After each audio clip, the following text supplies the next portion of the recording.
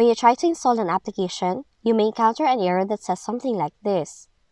So in this video, here are some few troubleshooting steps to quickly resolve this error and get Microsoft Store working again.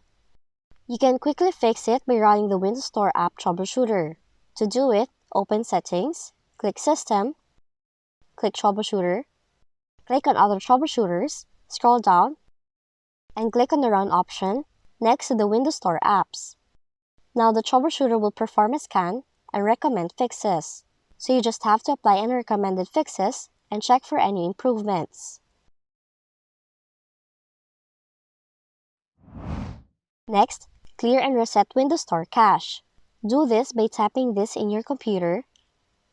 Then this will open a black window that will reset the Windows Store cache. Now the window will also close automatically and launch Microsoft Store. So once the Microsoft Store is open, you have to close it and then relaunch the application to see if the error is resolved.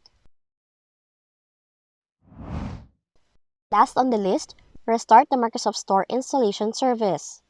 To do so, open Services,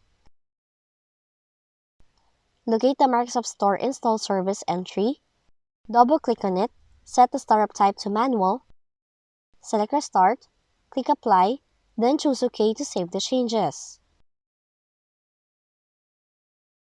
So that's how you can fix the following Microsoft Store error code in your Windows computer. If you found this video helpful, kindly like and subscribe. You may also click and turn on the notification bell so you can be notified from whenever we release new videos.